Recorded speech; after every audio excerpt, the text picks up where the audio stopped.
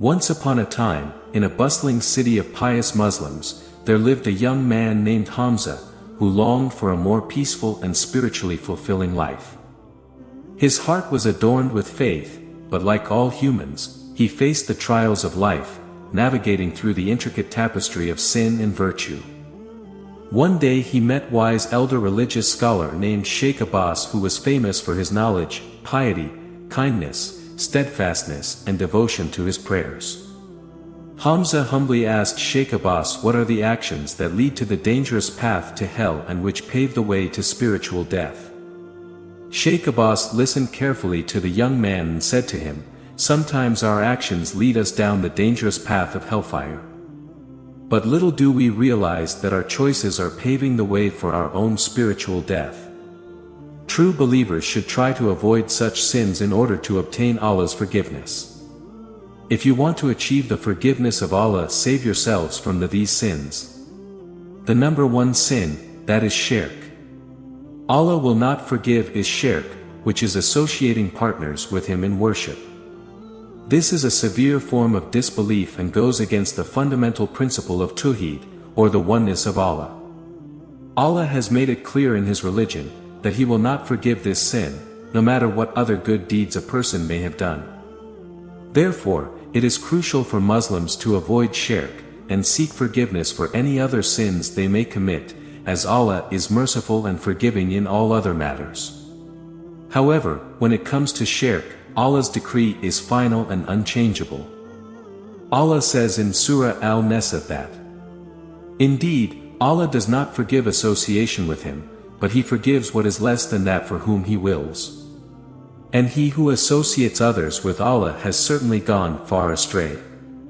The second sin, that is engaging in usury, also known as riba. Riba is a serious sin in Islam that can lead an individual towards the hellfire. Riba refers to the act of charging interest on loans or investments. In Islam, riba is strictly forbidden as it goes against the principles of justice and fairness. The Quran and Hadiths have repeatedly warned Muslims against engaging in riba, as it can lead to social and economic injustice. Charging interest can cause financial hardship for the borrower, leading to poverty and debt. Moreover, it can lead to greed, exploitation, and corruption in society. By avoiding riba, Muslims can not only avoid the sinful consequences but also contribute to a more just and equitable society. Allah says in the Surah Al-Baqarah, "O you who have believed, fear Allah and give up what remains, due to you, of interest, if you should be believers. And if you do not, then be informed of a war, against you, from Allah and His Messenger." Continuing the matter, Shaikh Abbas quoted a hadith of Masnad ibn Ahmad that a dirham of usury that a man consumes knowingly is more serious before Allah than 36 acts of fornication and 36 acts of stealing. The third sin, that is dishonoring parents, also known as disobedience or disrespect, is a grave sin in Islam that can lead an individual towards the hellfire. Parents are considered a blessing from Allah and are deserving of the utmost respect and obedience. The Quran and Hadiths have repeatedly emphasized the importance of honoring one's parents, as it is a fundamental aspect of faith and a sign of gratitude towards Allah. Dishonoring parents can take various forms, such as disobedience, neglect, or abuse. It can cause emotional and psychological harm to the parents and lead to a breakdown in family relationships.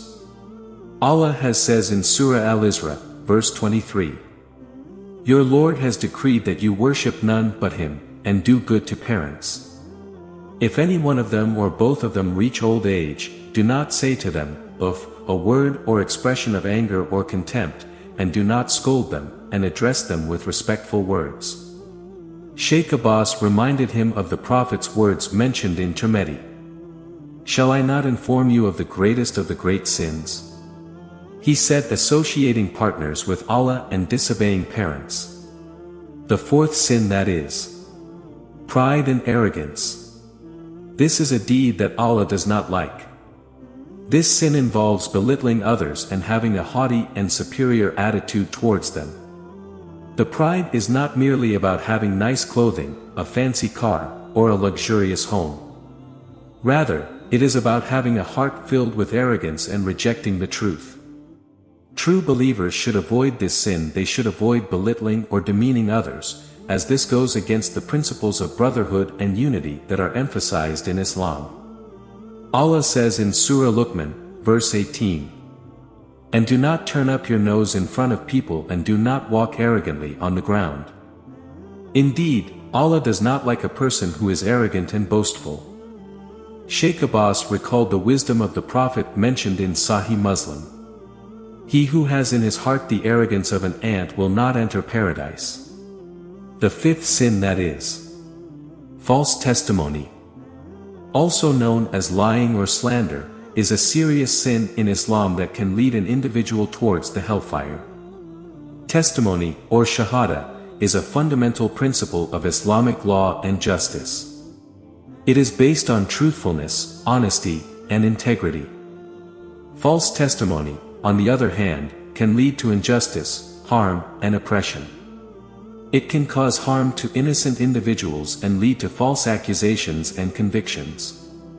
It can lead to a breakdown in trust and credibility in society.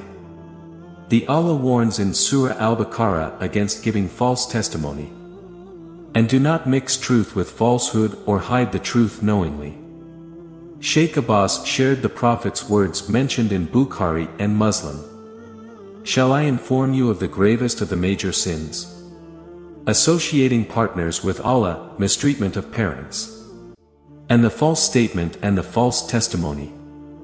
Shaikh Abbas concluded his speech with these words that, the signs leading towards the hellfire are often subtle, requiring introspection and a sincere commitment to the teachings of Islam.